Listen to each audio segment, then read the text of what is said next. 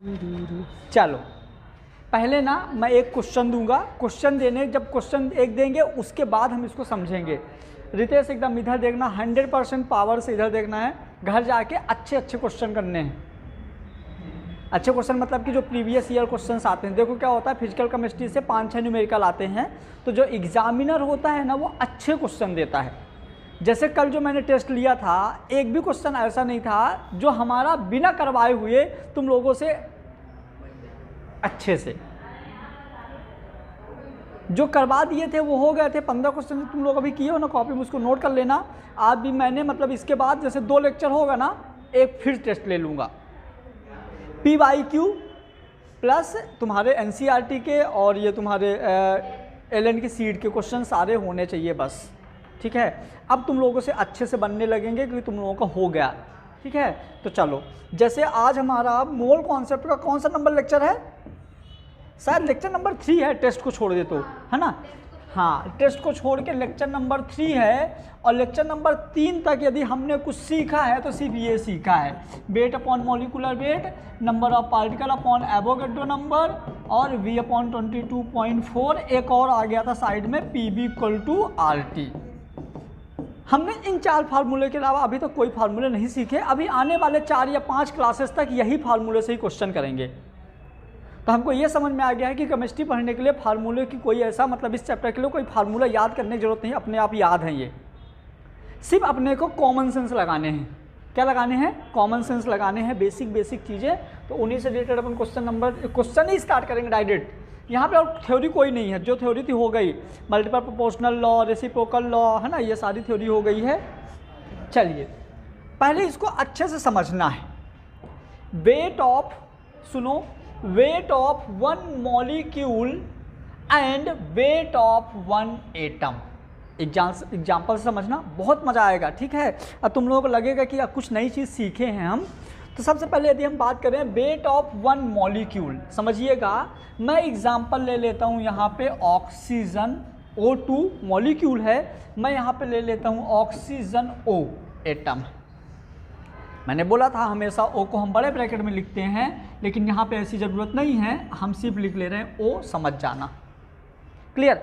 अब देखना, weight of 1 molecules कितना होगा, इसका वेट बताइए। O2 का वेट क्या लिखा है, वेट ऑफ 1 मॉलिक्यूल्स। आपसे मॉलिकुलर वेट नहीं पूछा है, क्या पूछा है, वेट कितना होगा, नहीं पता। वेट ऑफ 1 एटम कितना होगा, नहीं पता।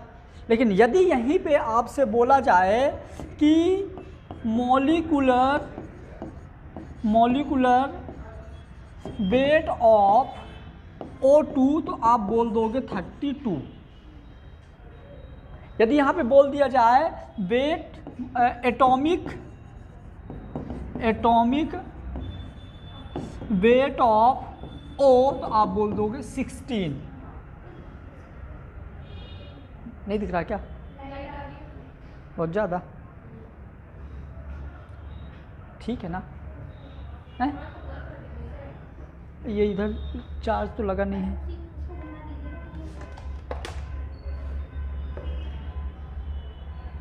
अब इसका भी ज़्यादा है। हाँ चलो, यहाँ तो खड़े रहेंगे वैसे, है ना, ठीक है। अब देखो, अब बात है समझने की, समझ गए ना। तो ध्यान रखना, क्वेश्चन में जो हमारा गलत होता है ना, तो क्वेश्चन इसलिए गलत होता है कि हम पढ़ के क्वेश्चन को समझ नहीं पाते। यदि हम क्वेश्चन को पढ़ के समझ लेंगे ना कि क्वेश्चन क्या बोल रहा है, तो ज़िंदगी में गलत होगा ही नहीं, क्योंकि फार्मूले तो 4 ही हैं। नॉर्मली क्या होता है, आपको मैंने क्वेश्चन दिया, अब मैंने क्वेश्चन में बता दिया इसमें ये करना है, इसमें ये करना, फटाक से आपका आंसर आ जाता है। लेकिन आप जब क्वेश्चन पढ़ते हो तो आप समझ नहीं पाते क्वेश्चन में क्या करना है, तो चीज़ें अपने को फिर नहीं आती हैं। तो देखो, जैसे मैंने यहाँ पे बोला कि इसका वेट बताइए, तो नंदिनी ने बोला 32 होगा क्या, मतलब श्योर नहीं थी, है ना। तो अपने को यहाँ पे श्योर होने के लिए ये मॉलिकुलर वेट, एटॉमिक वेट तो बच्चों को पता है। अब हम देखेंगे वेट, क्या देखेंगे, इसका वेट। तो वेट ऑफ 1 मॉलिक्यूल मतलब ये हमारा हो जाएगा कि Na क्योंकि 1 मोल वेट ऑफ 1 मॉलिक्यूल, 1 मॉलिक्यूल मतलब 1 मोल, ग्राम मॉलिक्यूल याद करो। अरे यार वेट मतलब ग्राम, आइए मॉलिक्यूल क्या बताए थे, ग्राम मॉलिक्यूल, ग्राम एटम, ग्राम वॉल्यूम, मतलब 1 मोल। 1 मोल मतलब Na नंबर ऑफ पार्टिकल। नहीं समझना, जो मैं बोल रहा हूँ ध्यान से समझना। ग्राम मॉलिक्यूल मतलब कि 1 मोल, 1 मोल मतलब Na पार्टिकल, Na पार्टिकल मतलब 22.4 लीटर वॉल्यूम। ये इन सब का एक ही मतलब है, यदि 1 मोल लोगे तो यही आएगा, आएगा ना। अब देखो ध्यान से समझना, 1 मोल Na पार्टिकल ये। अब ये बताओ यदि आपको बोल दिया गया वेट में, तो क्या 1 ग्राम में 1 मॉलिक्यूल रहेगा? नहीं, वो तो वेट है ना, वेट में तो कितने भी आ सकते हैं, तो कितने आएंगे हमको जब ये पता चल जाएगा तो हम उसका वेट निकाल लेंगे। तो इसको कैसे सॉल्व करना है, तो इसको ऐसे सॉल्व करना है। देखो आपको यदि वेट पूछा है तो सबसे पहले देखो Na पार्टिकल का वेट होगा mw, यदि मोल 1 है, कर लो weight upon molecular weight, number of particle upon Avogadro number. तो एक पार्टिकल का वेट क्या होगा mw, Na पार्टिकल का कितना होगा mw, तो एक का कितना हो जाएगा, यदि Na पार्टिकल का mw है तो एक का हो जाएगा mw बाई Na, क्या हो जाएगा mw बाई Na, मतलब कि mw अपॉन Na कितना होगा 6.023 इंटू 10 की पावर 23।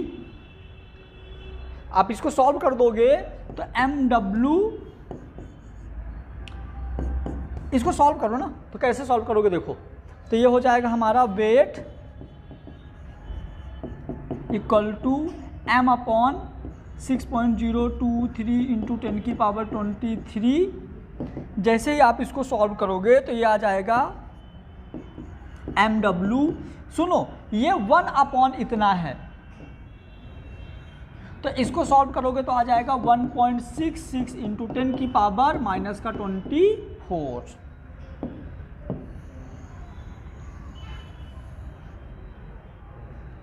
समझ गए? तो यदि आपको इसका वेट कैलकुलेट करना है तो क्या करोगे, इसका मॉलिक्यूलर वेट इंटू ये, तो मॉलिक्यूलर वेट 32 इंटू 1.66 इंटू 10 की पावर माइनस 24। आपको इसका वेट कैलकुलेट करना है तो इसका एटॉमिक वेट इंटू 1.66 इंटू 10 की पावर माइनस 24। मतलब ये समझ में आया कि यदि आपको किसी भी एटम या मॉलिक्यूल का वेट कैलकुलेट करना होता है तो आप किसका इंटू कर दो, 1.66 इंटू 10 की पावर माइनस 24 का। यदि आपको कभी कभी 1.66 की जगह 1.67 मिल जाए तो बात वही है, ठीक है, सेम बात है, नोट कर दीजिए। ये वेट किस में आएगा आपका, ग्राम में। ये हमारा वहाँ यहाँ पे 1 अपॉन Na है 1 अपॉन Na की वैल्यू होती है 1 अपॉन Na इक्वल टू होता है 1.66 इंटू 6 लिख दो 1.67 इंटू 10 की पावर माइनस 24। यहाँ से डायरेक्ट याद रख लीजिएगा आप, यदि आपको किसी भी एटम्स या मॉलिक्यूल का वेट कैलकुलेट करना होता है तो आप उसमें इतने का इंटू कर दो, है ना। छूट गया तो वहाँ से देख के लिख लेना वीडियो से, कोई दिक्कत नहीं है ना, क्योंकि फिर इतना वेट करेंगे ना तो फिर वो कोर्स हो नहीं पाएगा, है ना। चलो थोड़ा स्पीड देखो, जितना मेरे साथ लिख लो, जो छूट जाएगा तो वीडियो से लिख लेना, कोई दिक्कत नहीं है। आ जाइए एक एग्जाम्पल ले लेते हैं। मैंने बोल दिया कि calculate the weight of nitrogen, nitrogen का वेट कैलकुलेट करना है। तो कैसे सॉल्व करोगे इसको, करो सॉल्व, कैसे करोगे। तो वेट ऑफ नाइट्रोजन, तो नाइट्रोजन कुछ नहीं बोला तो क्या लोगे N2, हाँ, तो इसका आंसर हो जाएगा वेट हो जाएगा 28 इंटू 1.66 इंटू 10⁻⁻24 ग्राम, जितना भी आएगा सॉल्व कर लेना है अपने। हाँ कहाँ से आया, इंटू करना भी बताया तो किसी, अभी मैंने क्या बताया आपको, यदि किसी का वेट कैलकुलेट करना है, यदि आपको किसी का भी वेट कैलकुलेट करना है तो उसके मॉलिक्यूलर वेट में इतने का इंटू कर देना है, 1.67 इंटू 10⁻⁻24। तो यही तो किया हूँ। देखो नाइट्रोजन का हमको कैलकुलेट करना था, नाइट्रोजन का वेट कैलकुलेट करना था, तो इसके मॉलिक्यूलर वेट में इसका इंटू कर दिए। 1.66 7 के जगह, अरे लिख सकते हो, हाँ यही बोल रहे हो ना। पूरा कहाँ से आया, ठीक है ना, देख लो। हाँ ना, जैसे हमारा क्या था, वेट इक्वल टू हमारा था mW/Na, मतलब कि mW/Na की वैल्यू प्लस का, तो ये ऊपर जाएगा तो माइनस का 23 हो जाएगा, ठीक है। यहाँ पे यदि तुम 10 ले लोगे तो माइनस का एक और बढ़ जाएगा। अब ये हो जाएगा क्या, 10 डिवाइड बाई 6.03 हटा दो इंटू 10⁻⁻24, ये डिवाइड करोगे तो 6 करने 6, कितना बचा 4, तो 6 छांगे 36, इंटू करने में आ जाएगा ना। चलिए नेक्स्ट आ जाइए, AMU, हेडिंग डाल दीजिए AMU atomic mass unit, AMU atomic mass unit.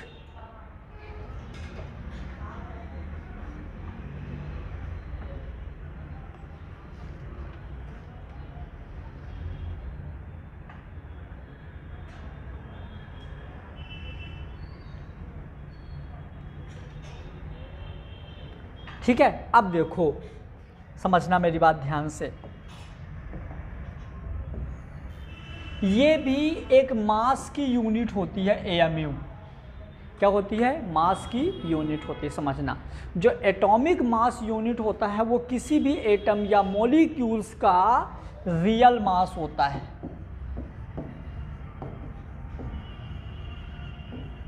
क्या होता है, किसी भी एटम या मॉलिक्यूल्स का क्या होता है, रियल मास। अब इसको हम कैसे रिप्रेजेंट करेंगे, तो जैसे मान लो कि हमने बोल दिया कि CO2 है, समझना, जैसे मान लो कि मैंने बोल दिया CO2 है, अब CO2 का आप रियल मास बताओ और इसी CO2 का आप वेट बताओ। ये भी एक टाइप का मास है, ये भी एक टाइप का मास है। यदि हम वेट बताएंगे CO2 का, तो CO2 का मॉलिक्यूलर वेट होता है 44 इंटू 44 होता है, मॉलिक्यूलर मास 44 CO2 का। इसमें हम कितने का इंटू कर देंगे, 1.6 इंटू 10⁻⁻24, तो 1.67 इंटू 10⁻⁻24, तो जो ये आंसर आएगा ग्राम में आएगा। किसी का वेट कैसे कैलकुलेट करते हैं, उसके मॉलिक्यूलर वेट में इसका इंटू कर देंगे तो वेट आ जाएगा अपना, ठीक है। अब ये रियल मास कैसे देखोगे, तभी मैंने सिखाया नहीं, पहले सिखाऊंगा तभी तो पता चलेगा, ठीक है। नाम तो सुने होगे ना, AMU कभी कहीं लिखा रहता है क्वेश्चन में के पीछे, AMU एटॉमिक मास यूनिट। तो इसको कैसे करेंगे, तो इधर देखो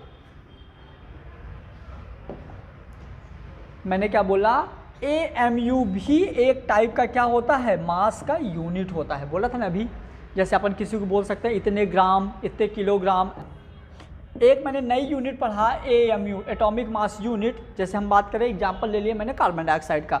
कार्बन डाइऑक्साइड का मॉलिक्यूलर मास होता है 44, ये सबको पता है, नहीं पता तो कार्बन का 12 होता है, ऑक्सीजन का 32, जोड़ोगे तो 44 आ जाएगा। क्लियर हुआ। चलिए अब यदि हम बात करें यहाँ पे 44 AMU एटॉमिक मास यूनिट। अब जो 44 AMU है ना एटॉमिक मास यूनिट, ये मास की एक अलग यूनिट है, जो कि क्या बताती है, तो ये बताती है weight of one molecule, real weight, molecular weight. मतलब यदि मैंने बोला कि ऑक्सीजन का रियल वेट कितना होगा, तो आप बोल सकते हो 32 AMU, तो सही है। लेकिन आप 32 ग्राम नहीं बोल सकते, ध्यान से समझना। यदि आपको ग्राम बोलना है तो कितने का इंटू करना पड़ेगा? अंजलि तुझ बात समझ में आई? डन ना? फिर ये समझ में आ गया तुम्हारे, आ गया? मज़ा आएगा, धीरे धीरे फ्लो आ जाएगा। यहाँ पे ग्राम है, मतलब हमने कॉमन सेंस लगा लिया। क्या लगा लिया? कि मॉलिक्यूलर मास में किसका इंटू करना है। अभी तो पूरा समझ में आ जाएगा, लेकिन घर जाके रिवीजन करना मस्ट है, नहीं तो भूल जाएगा। ठीक है, चलिए। तो हम अब 44 ग्राम को क्या क्या बोल सकते हैं? तो weight of Na molecule, weight of 1 mole, molar mass, weight of 22.4 litre at STP, gram molecular mass और वेट ऑफ 1 ग्राम मॉलिक्यूल्स। ये इसको सिर्फ हम बोल सकते हैं, जिसमें आप इसका इंटू करते हो ना, उसको आप इतनी सारी चीज़ें बोल सकते हो बस। ज़्यादा कन्फ्यूजन वाली बात नहीं, सिर्फ 2 चीज़ याद रखना है। यदि आप किसी के मॉलिक्यूलर मास में AMU लगाते हो तो कोई भी चीज़ का इंटू करने की ज़रूरत नहीं है। लेकिन यदि आप ग्राम लिखते हो तो डन ना? पहला पॉइंट है, देखो, weight of 1 molecule is the real weight of molecule. मतलब कि यदि हम एग्जांपल ले लिए यहाँ पे N2, तो आप बोल दोगे 28 AMU। ठीक है, रियल वेट ऑफ मॉलिक्यूल। या तो आप किसको ग्राम में बोलना है तो आप बोल सकते हो, कोई दिक्कत नहीं, समझ गए।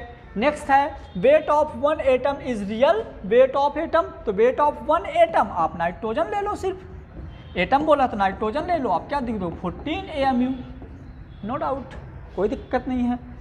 फिर एक क्वेश्चन है, एक ही सेकेंड में बन जाएगा तुम लोगों से। क्या क्वेश्चन है बताइए? क्वेश्चन लिखते जाओ। क्या हो जाएगा? Calculate the real weight of O2, बोलो AMU में 32 AMU। नेक्स्ट क्वेश्चन है calculate the real weight of nitrogen atom in AMU। Nitrogen atom का क्या होगा AMU? Nitrogen atom 14 AMU। अभी बता तो दिया इसको भी, इजी है ना क्वेश्चन ये वाले तो। Calculate the volume of 3 mole water, मजा आ गया, करिए। Calculate the volume of 3 mole water, calculate the volume of 3 mole water.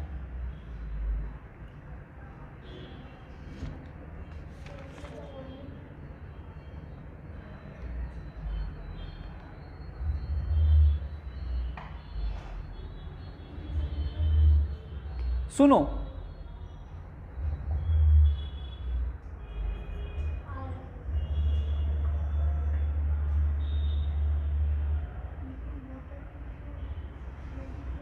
आइए इधर देखिए, ये वेरी इंपॉर्टेंट है।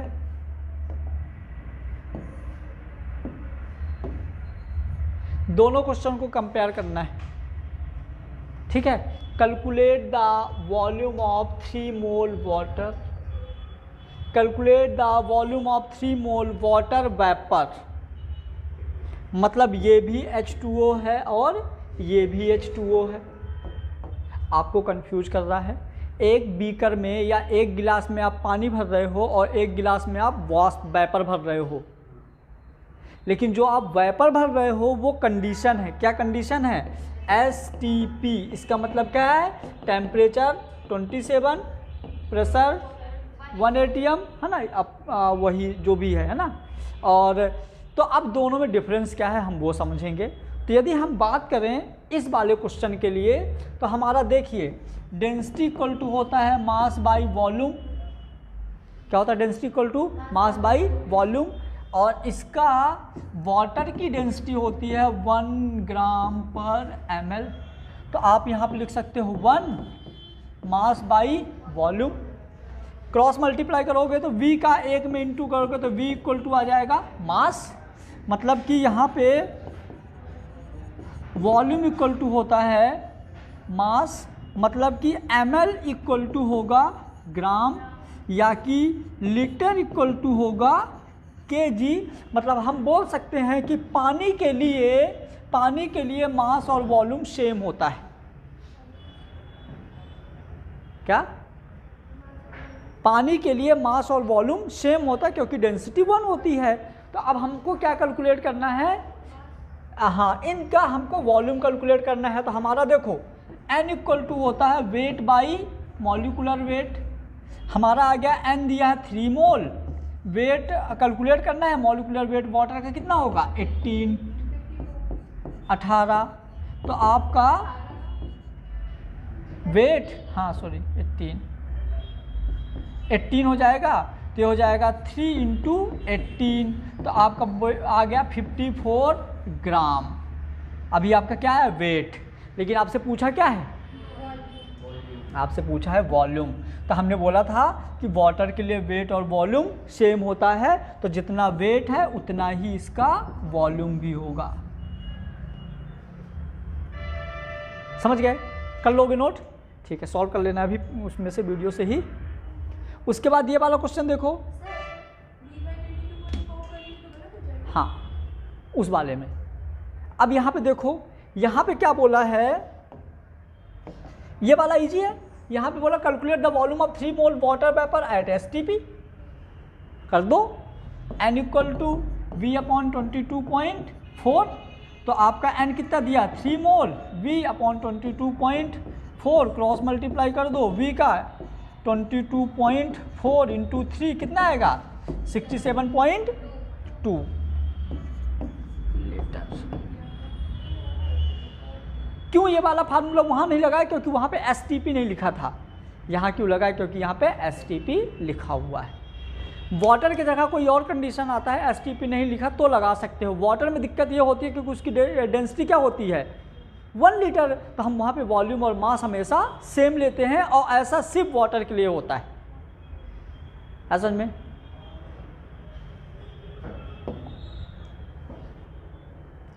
If density of water is 1 ग्राम पर ml, calculate the volume of 1 molecule water. करिए वाला क्वेश्चन।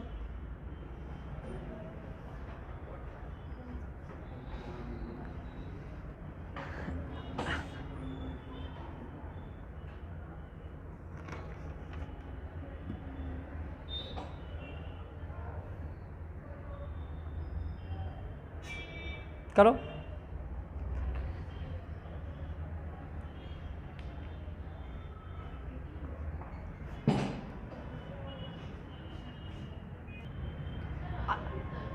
आइए, तुम्हारा कितना है? 1 आया। चलो ठीक है, बहुत बढ़िया क्वेश्चन, एकदम मस्त क्वेश्चन है। तुम लोग क्या गलती कर रहे हो वो देखना। गलती क्या कर रहे हो वो सीखना है। अभी देखो, जब तक मैं क्लास में हूँ, जब तक मैं सिखा रहा हूँ, कोई दिक्कत नहीं है। ठीक है, जितनी गलती करोगे, लेकिन हाँ, जब यही क्वेश्चन टेस्ट में रिपीट हो तो बन जाना चाहिए। मैं अभी नहीं गुस्साऊंगा, समझ गए? लेकिन बाद में। ठीक है, क्या है? डेंसिटी ऑफ वाटर इज 1 ग्राम पर ml, calculate the volume of 1 molecule water. Volume of 1 molecule water क्या बोला है? क्या बोला है? 1 मॉलिक्यूल वाटर। तो जब आप 18 लिए हो ना बेटा, ये आप 18 AMU लिए हो। जो आपको पता है ना, वेट इक्वल टू मास होता है, ये ग्राम में था और ये ml में था। तो आप ये बताइए, ग्राम को AMU के साथ कैसे ले सकते हो? गलत हो जाएगा कि नहीं?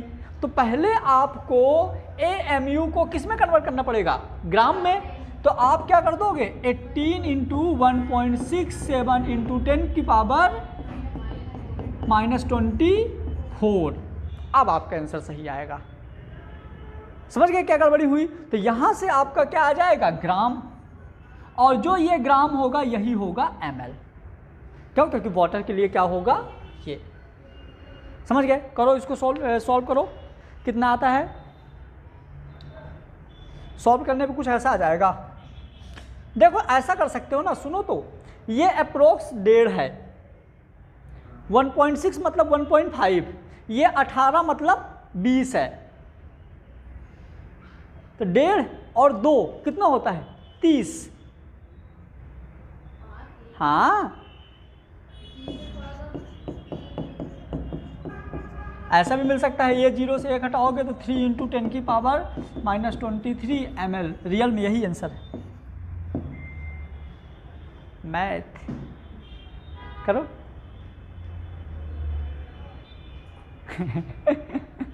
आएगा आएगा। ये चीज़ें आएंगी प्रैक्टिस में। अभी अपनी ज़िंदगी में कितने हज़ार क्वेश्चन लगा चुके तुम लोग न्यूमेरिकल? किस किस के 50,000 से पार हो गए?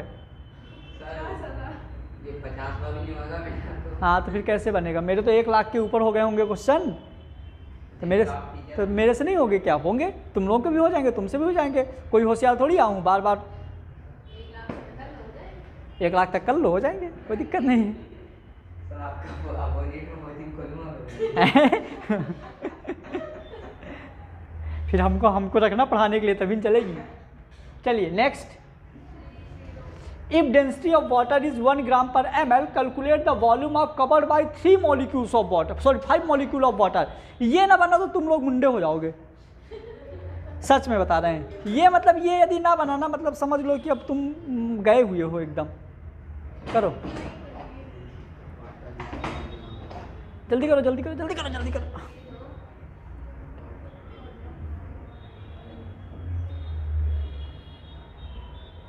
तो पिछले वाले का आंसर क्या है? हैं डिब्बे वाले का पिछले वाले का आंसर 3 × 10 की पावर 23।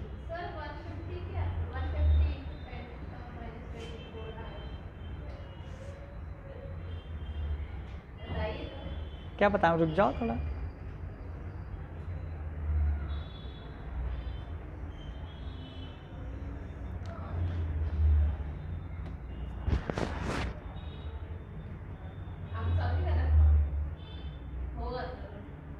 वो कुमुद ने पीडीएफ बनाना कहाँ से होगा? हो गया? इतना टाइम नहीं भाई, जिसको आएगा वो जल्दी आ जाएगा, नहीं आएगा तो कैसे आएगा?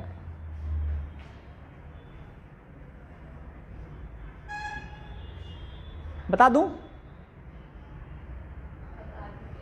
देखो इधर सुनो, मैंने 1 मॉलिक्यूल वाटर का निकाला था कितना? 3 × 10 की पावर -23। एक का निकाला था तो कितने का पूछा है? अरे यार तो क्यों नहीं किए फिर? यही था? हाँ ठीक है ना, नेक्स्ट आ जाइए।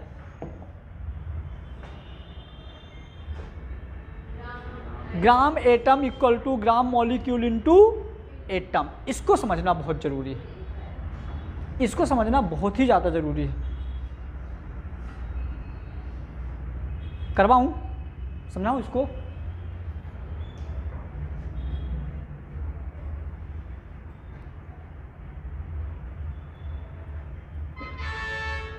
चलो देखो,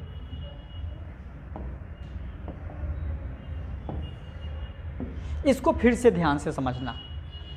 जैसे अभी वो वाला अपन ने सीखे थे ना, जैसे कोई भी एएमयू में है या मतलब किसी भी एटम में का या मॉलिक्यूल का अपने को क्या कैलकुलेट करना है? वेट। तो उसके मॉलिक्यूलर वेट में कितने का इंटू करना है?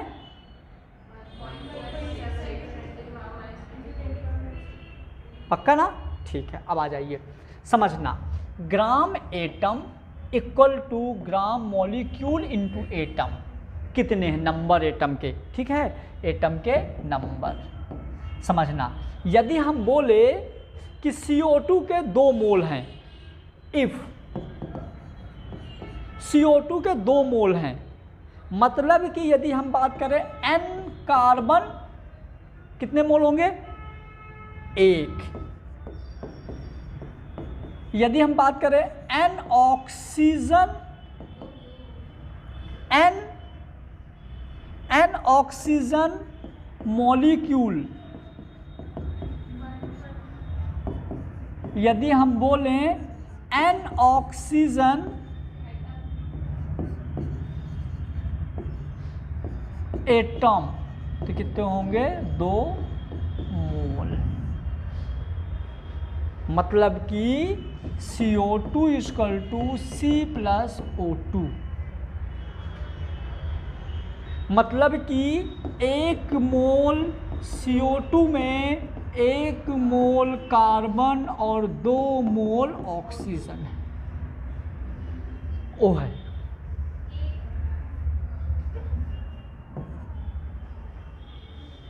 समझ गए? तो यहां से आपको बताना है कि जो मॉलिक्यूल्स है वो एटम से मिलके बने हैं, तो आपको क्वेश्चन में देखना है कि कब वो आपसे नंबर ऑफ मॉलिक्यूल पूछता है, कब नंबर ऑफ एटम पूछता है। एक और एग्जांपल यदि हम एक और एग्जांपल लें, मैंने यहाँ पे बोल दिया ग्लूकोज, क्या बोल दिया, ग्लूकोज। अच्छा तुम लोग घर में नोट कर लोगे ना, मैं मन से पढ़ा लूँ, है ना। चलो यदि हम बात करें ग्लूकोज, तो जो ग्लूकोज है ना तो C6H12O6। यदि हम यहाँ पे पूछें कि टोटल कितने मोल हैं, तो आएगा टोटल 1 मोल है। लेकिन यदि हम पूछें कि N हाइड्रोजन कितने हैं, N कार्बन कितने हैं, N ऑक्सीजन कितने हैं, तो N हाइड्रोजन है 12 मोल, ऑक्सीजन कार्बन है 6 मोल और ऑक्सीजन है 6 मोल। मैं फिर से बोल रहा हूँ, ये चीज़ें तुमको कहीं लिखी हुई नहीं मिलेंगी। जब आप बार बार पढ़ते हैं ना, जब हम लोग बार बार पढ़ाते हैं, जब बच्चा हमसे बार बार डाउट पूछता है, तो हमको ये समझ में आ जाता है कि बच्चों को इस तरह की प्रॉब्लम्स होती है। और मैं घर में बहुत मेहनत करके ये सारी चीज़ें हमारे पास एक साथ कहीं लिखा हुआ नहीं है, सारी चीज़ें मैं अरेंज करके तुमको दे रहा हूँ, जिससे आगे तुम लोगों को दिक्कत ना आए। समझ गए? तो ये चीज़ याद रखना, ठीक है। ये चीज़ समझ में आ गई ना। अब डायरेक्ट अपन क्वेश्चन करते हैं, दिमाग लगाना नहीं बनेगा भी आज, कोई बात नहीं, आगे बनना चाहिए।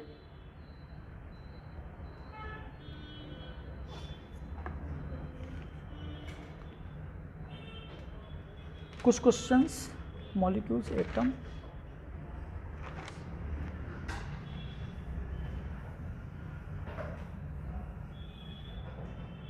चलिए मैं यहाँ पे इसके साथ साथ एक चीज़ और बता ही देता हूँ। मेरे को खाली पेज चाहिए, कहाँ पे था, कहीं था ना खाली पेज।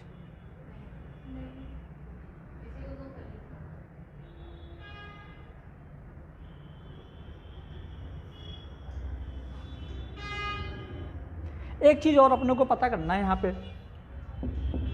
आगे बनाया कि नहीं है उसने, ना बनाया होगा, छोड़ दो, बनाया होगा तो दोबारा फिर छोड़ दूंगा वहाँ पे। चलिए जैसे मान लीजिए कि आपके पास कोई मॉलिक्यूल्स है,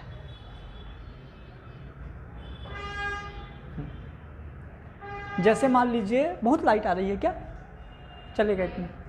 मान लीजिए कि आपके पास कोई क्या है, मॉलिक्यूल। जब आपके पास मॉलिक्यूल्स है तो आपको मॉलिक्यूल के अंदर क्या क्या मिल सकता है, तो आपको मॉलिक्यूल के अंदर और 3 चीज़ें और बोलो,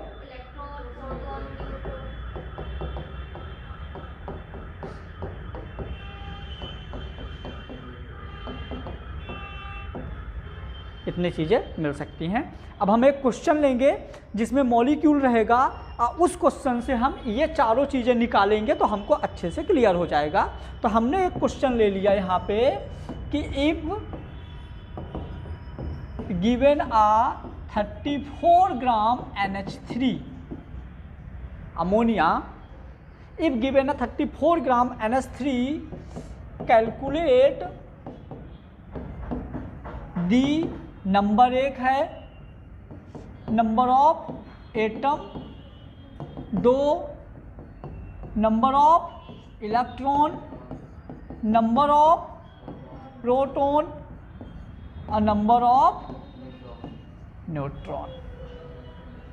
ठीक है, अब आ जाइए, जब भी आप लोगों को कभी इस तरह का क्वेश्चन मिले तो सबसे पहले आप निकाल लीजिए मोल, और मोल से कंपेयर करके निकाल लीजिए number of particle.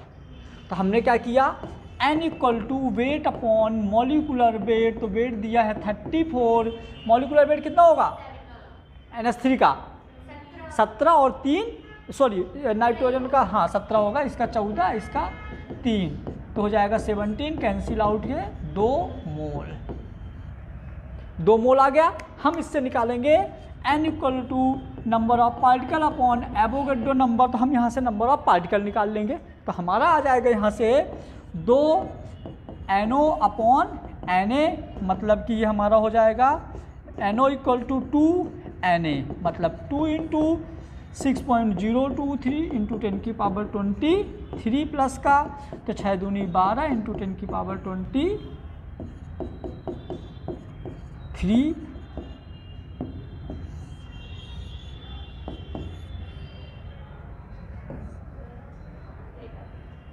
Number of particle, अभी नहीं, अभी नहीं, अभी नहीं, ये आया है टोटल नंबर ऑफ पार्टिकल। लेकिन हमसे क्वेश्चन क्या पूछा गया है, नंबर ऑफ एटम। क्या पूछा गया अपने से, नंबर ऑफ एटम।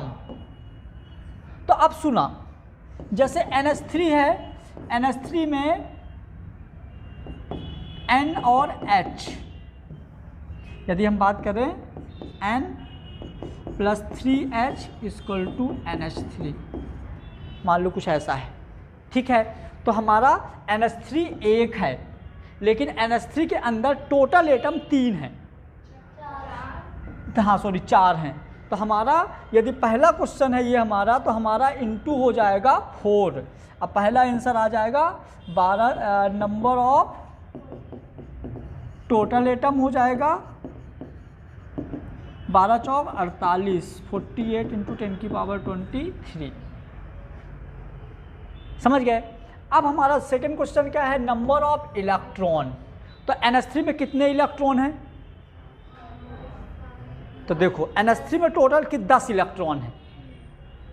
कितने इलेक्ट्रॉन है, 10। तो हमारा 10 का किस में इंटू करेंगे, इसमें कि ऊपर वाले में, ऊपर वाले में।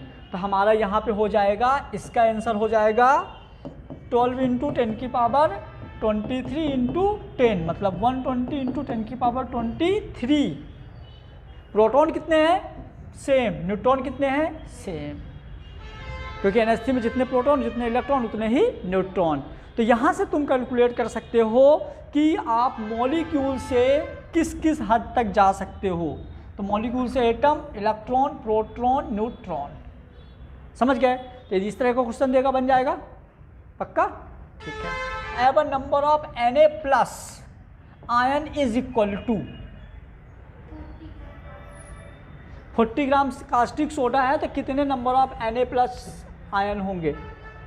Number of Na+ ion is equal to,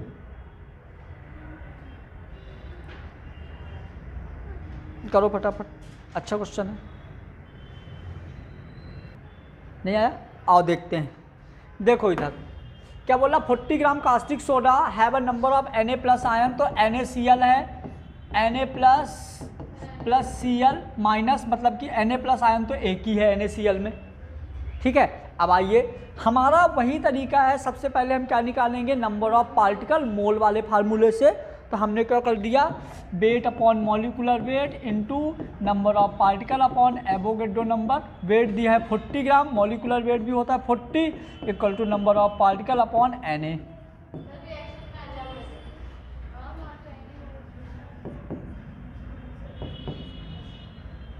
ठीक है, तो ये हो जाएगा हमारा कैंसिल आउट। तो number of particle equal to Avogadro number Na। ठीक है, यहाँ ये हो जाएगा। पूछो कैसे, क्योंकि 58 देखो, इसमें weight upon molecular weight equal to number of particle upon Na।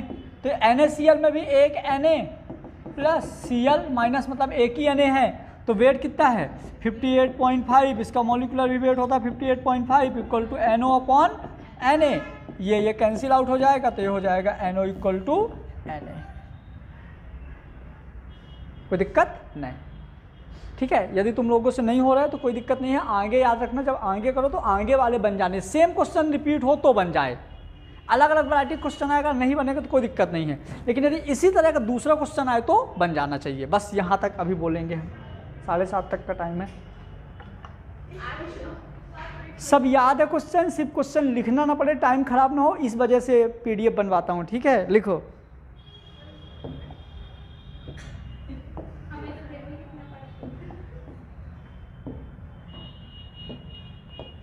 Question है अपना, calculate number of atom in 34 gram NH3।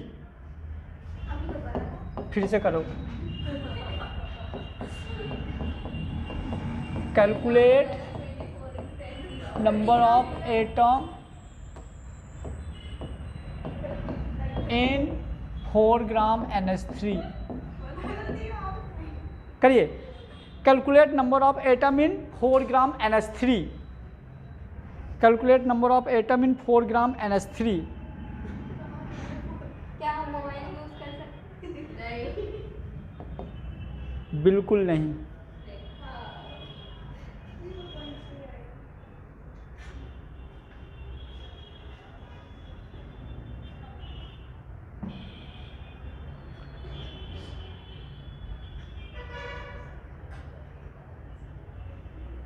Calculate number of atom in 34 gram NH3, sorry 4 gram NH3। Calculate number of atom in 4 gram NH3। 4 gram NH3 में number of atom बताना है। कितने, किसका आ गया answer?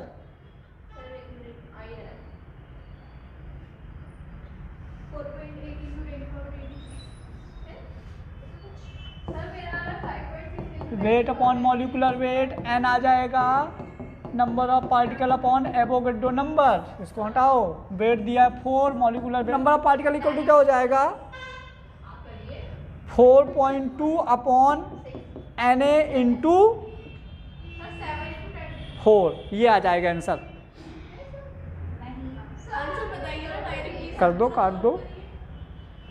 4 चौको 16, 6 का 6, 6 दूनी 12, माइनस में आएगा, पावर ऊपर जाएगा ना।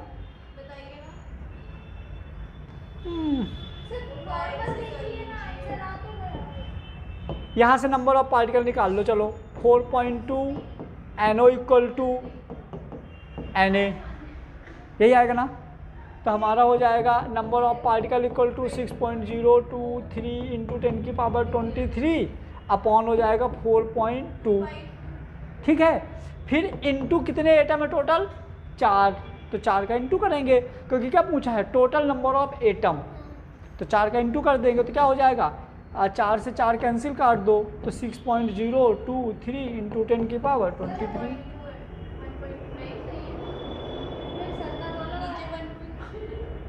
1.2 42 नहीं, 4.2 है, को 4 से काट दो ना, तो ऊपर का बचेगा। कहाँ से बचेगा कुछ? कितना बचाओगे? 0.01। नहीं समझ में आया? है? इसी के लगभग है ना, 6.67। हाँ ठीक है, ठीक है, चलेगा। 5.8 ना, चलेगा। 5.8 और 6 में क्या डिफरेंस है भाई? ले, और बढ़ के आ गए हैं। Calculate number of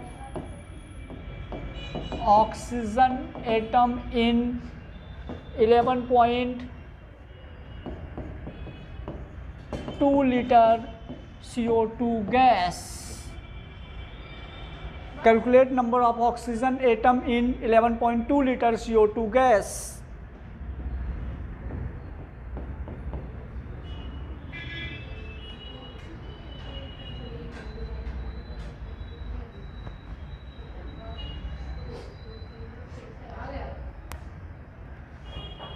largest organ of the body.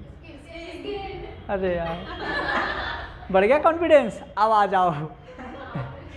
Question ये है कि मान लो कि कोई लेडीज़ है, कोई लड़की है, वो जल गई है आग में, और उसके बॉडी का कोई भी ऑर्गन डिस्ट्रॉय नहीं हुआ है, तब भी उसकी डेथ हो गई है, क्यों?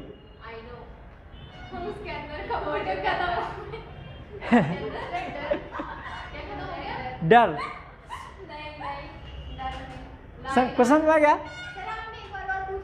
हाँ, एक और क्वेश्चन है। सर आपने वो गिलास वाला भी नहीं बताया।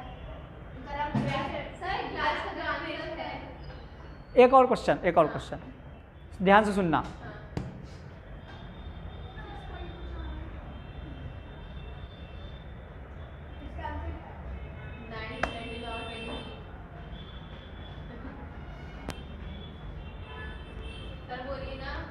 क्वेश्चन सोचने तो कौन सा बोलूं?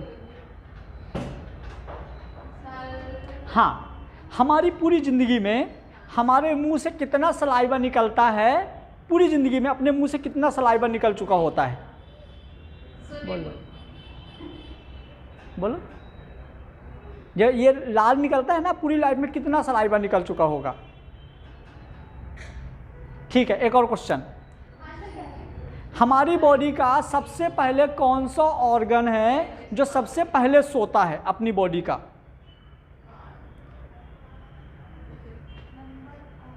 सबसे पहले कौन सा ऑर्गन हमारी बॉडी का सोता है? ब्रेन। जिसको पता हो बताओ। और बहुत सारे ऑर्गन। हम दो काम कर रहे हैं। चलो एक लास्ट क्वेश्चन फिर खत्म करते हैं। नहीं हम पूछेंगे। आप आंसर दे देंगे क्वेश्चन। एक क्वेश्चन है, मान लो कि कोई लेडीज है, तुम नहीं बताओगी, है ना। एक लेडीज है, उसके मतलब बच्चा पैदा हुआ, लेकिन जैसे बच्चा पैदा हुआ तो जब हॉस्पिटल में डॉक्टर ने बच्चे को लेके आए, मतलब बच्चा लेडीज एडमिट होने के पहले तक बच्चा और लेडीज़ दोनों नॉर्मल थे, लेकिन जैसे बच्चा पैदा हुआ तो बच्चा पैदा होने के बाद डॉक्टर बाहर आता है, बोलता है कि आई एम सॉरी, मतलब कि जैसे मतलब कि वो और मतलब हॉस्पिटल में एडमिट हुई, हॉस्पिटल में एडमिट होने के बाद डॉक्टर ने गए, उसको पार्चुरेशन कर रहे थे, मतलब बच्चों को बाहर ले रहे थे। एडमिट होने के पहले मतलब बच्चा और उसकी मम्मी दोनों नॉर्मल थी। जैसे बच्चा पैदा होता है, बच्चा पैदा होने के 2-4 मिनट बाद डॉक्टर बाहर आता है, डॉक्टर बोलता है कि आई एम सॉरी।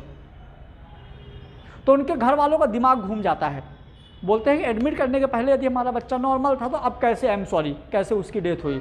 तो वो लोग केस कर देते हैं, क्या कर देते हैं, केस कर देते हैं डॉक्टर के ऊपर।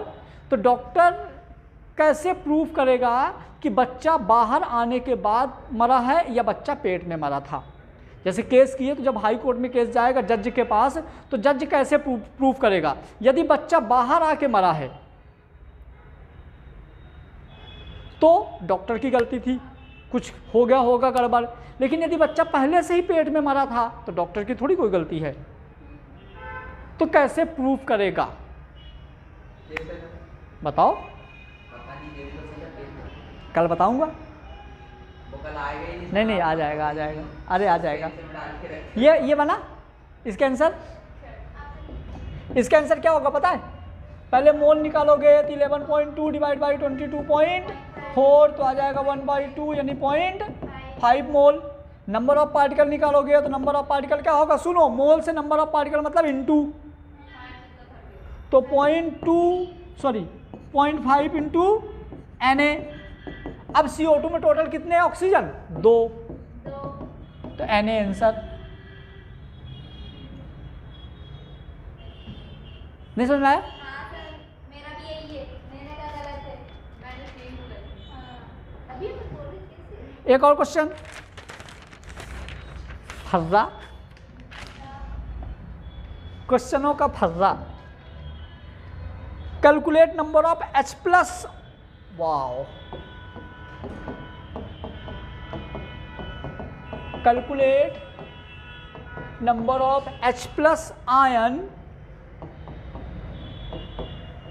in 0.000 molar H2SO4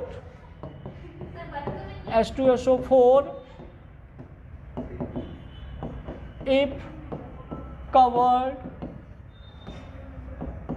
100 ml volume।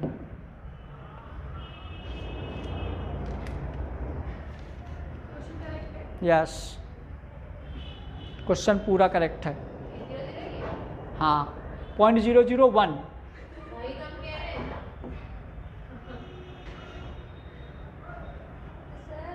जी बताइए, क्या वो कांच की ग्लास में गर्म दूध डालना रीजन बताइए। क्या होता है, जैसे ग्लास में कोई गर्म चीज़ डालते हो ना तो उसमें इलास्टिसिटी की वजह से वो फैलता है। इलास्टिक नेचर पढ़े होगे ना, तो जो ग्लास होता है वो इलास्टिक ही नेचर होता है। जैसे पूरा कांच है तो अंदर साइड की जहाँ से गरम में टच हुई ना तो अंदर वाली कांच फैलेगी, अब बाहर वाले तो गरम नहीं है तो बाहर वाली नहीं फैलेगी, तो अंदर वाली फैलेगी तो बाहर वाली टूट जाएगी। जब यूज करते हैं तो एडजस्टेबल हो जाती है, धीरे धीरे फैलती है तो उतना नहीं पता चलता है। एक और क्वेश्चन पूछूं, जैसे सीमेंटेड रोड तुम लोग बने देखे हुए, सीमेंटेड रोड बने देखे हुए होंगे, तो कुछ कुछ डिस्टेंस में रोड के बीच में कुछ रबर टाइप का डला रहता है। मतलब सीमेंटेड रोड एकदम सीधी मतलब रहती तो है लेकिन एकदम जुड़ी हुई नहीं रहती, बीच बीच में कुछ डला हुआ रहता है। ऐसा क्यों होता है, जबकि डामर वाली रोड में ऐसा कुछ नहीं रहता? बाप रे कितने गधे हो। ये तो जरूर डालूंगा, ये तो काटूंगा ही नहीं ऐसे ही।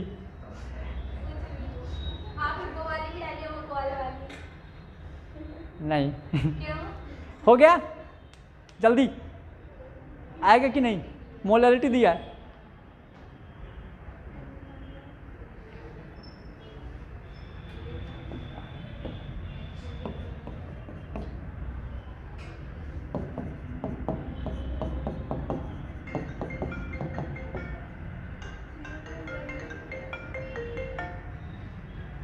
हाँ हाँ, क्या? अब मैं पढ़ाऊँ ना, ये थोड़ा बताने बैठूँ?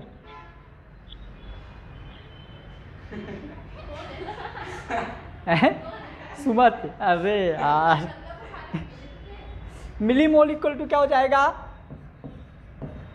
Molarity into volume. वॉल्यूम कब? जब ml में होगा।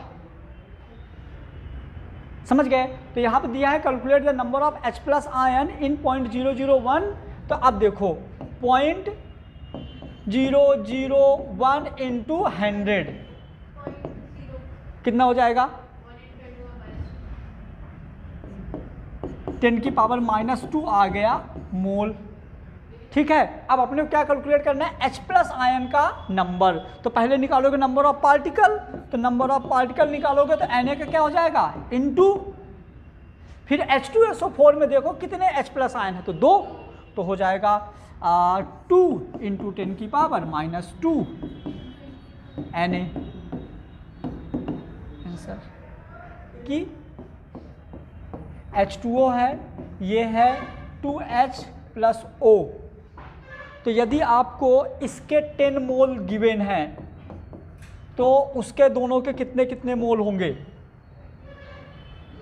तो हम हमेशा इनके सामने जो मोल रहता है इससे कंपेयर करते हैं बैलेंस मोल से। किससे? बैलेंस मोल। तो H2O के सामने 1 है, H के सामने 2 है, इसके सामने 1 है। अब समझना, यदि 1 रुपए में 10 रोटी तो 2 में कितनी? 20। तो इसके हो जाएंगे 20 मोल और इसके हो जाएंगे 10 मोल। क्लियर हुआ? नेक्स्ट है CO2 C+2O। यदि CO2 के आपको गिवन है 5 मोल, तो जल्दी बताइए दोनों के।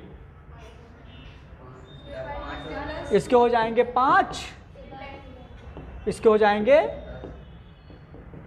अब बन जाएगा 1 2 दे दूँ एग्जाम्पल, 2 मिनट फ्री हो रहे हैं। CO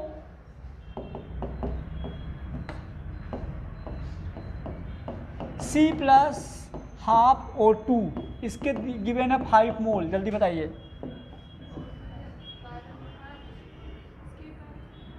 कितने हो जाएंगे? इसके 5 मोल, इसके 2.5। नेक्स्ट BaOH का होल ट्वाइस। यदि इसके दिए हुए हैं BaOH के 10 मोल, जल्दी बोलो, इसके हो जाएंगे 10 मोल, इसके हो जाएंगे 20 मोल। बन जाएंगे ना?